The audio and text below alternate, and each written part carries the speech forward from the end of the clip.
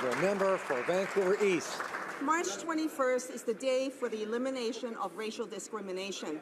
The fight against racism and discrimination is re-emerging as one of the defining struggles of our generation.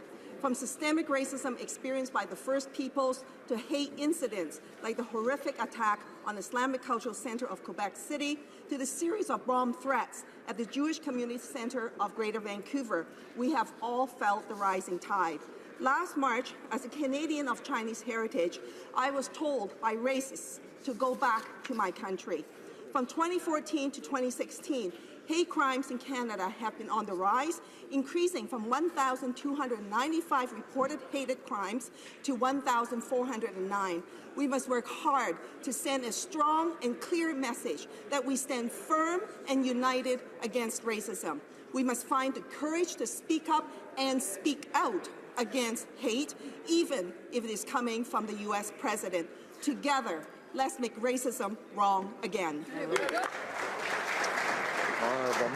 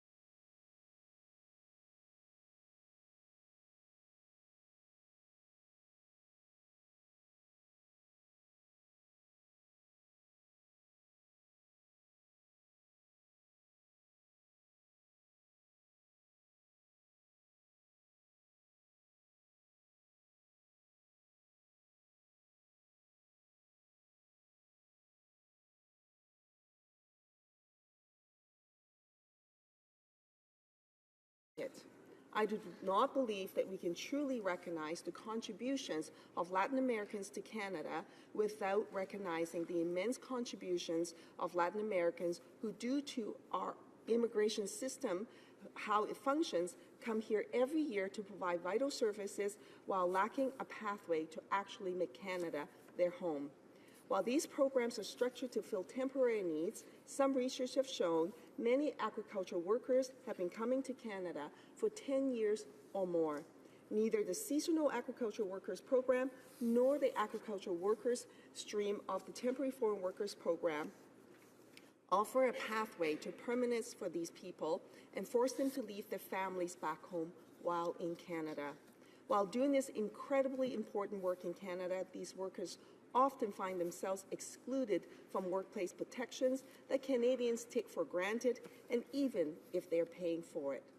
The Seasonal Agricultural Workers Program, the workers within it are not eligible for employment insurance despite it being deducted from their paychecks, and they're excluded from most aspects of the Employment Standards Act, to name just two issues. If we're to celebrate Latin American heritage in Canada and designate October to be Latin American Heritage Month, we need to match these words with actions.